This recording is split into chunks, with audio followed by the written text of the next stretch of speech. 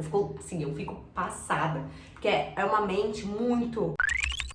Você já ouviu falar da Lu do Magalu, né? Mas o que talvez você não saiba é que por trás dela tem uma das histórias mais inspiradoras do empreendedorismo no Brasil. Uma história que começou no interior de São Paulo e Franca e se tornou uma das marcas referências no Brasil quando o assunto é inovação, tecnologia e diversidade.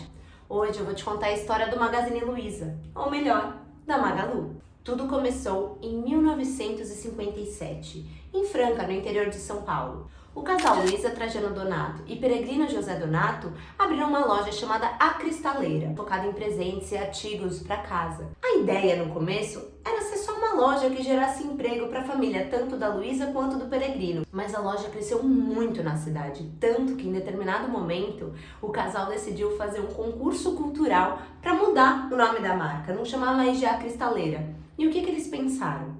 Pedir para os clientes recomendarem os nomes e sugerirem os nomes nesse concurso cultural. Então eles foram na rádio local da cidade, fizeram o lançamento dessa campanha e todos os clientes participaram. E adivinhem, o nome que ganhou foi da própria Luiza, que era uma vendedora extremamente conhecida na cidade, e assim nasceu o Magazine Luiza.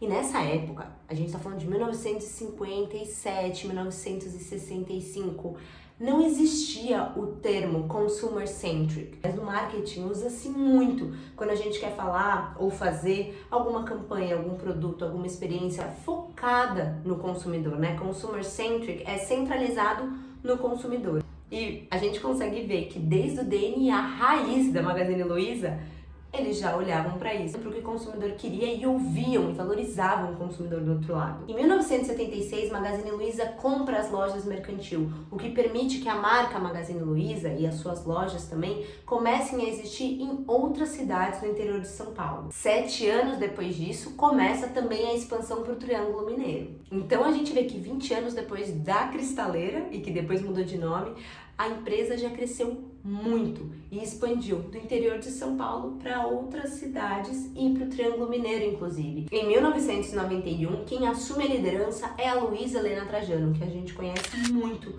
nos dias de hoje. A Luiza Helena, ela começou a trabalhar desde muito nova no Magazine Luiza. Ela começou como balconista e foi trabalhando em diversas áreas, entendendo e respirando cada vez mais o DNA da empresa. E quando ela chegou na liderança, ela tocou muita inovação, muita digitalização, o que na época não era algo pensado, porque a gente está falando de uma era do varejo 100% analógica. A gente está falando de, em 91, ela ter foco em pessoas, foco em digitalização, foco em inovação. Só para você ter uma ideia, ela inovou num tanto de fazer a venda por mensagem, quando nem existia o WhatsApp. Então a gente tá falando de 91, né? Não agora de 2025. Então foi algo muito à frente do tempo. Em 92, um ano depois dela assumir essa liderança, ela lançou as lojas virtuais, que foi, na época, um conceito pioneiro de vendas sem estoque físico, que é o que agora a gente está mais acostumado, ainda mais com uma série de marketplaces que tem agora, né? Que fazem essas vendas.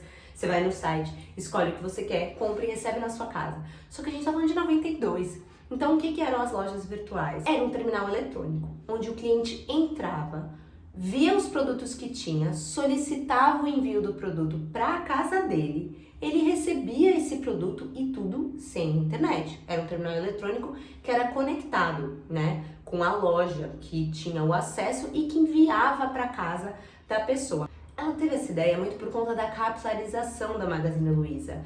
Não era possível ter loja em todas as cidades. Então, algumas cidades pequenas não tinham um espaço para ter uma loja tradicional do Magazine Luiza. Então, essas lojas virtuais eram fundamental para que qualquer pessoa de qualquer cidade conseguisse ter os produtos do Magazine Luiza. E mais tarde, essas lojas virtuais foram evoluindo, até chegar no e-commerce que a gente conhece nos dias de hoje.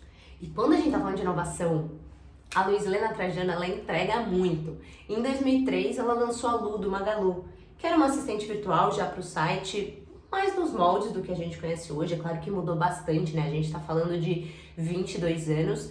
Mas naquela época, a Lu do Magalu foi uma assistente virtual criada para ajudar as pessoas a navegarem no site, para ajudar também a humanizar, né, toda essa parte digital da internet, de não ter de fato um atendente físico do outro lado.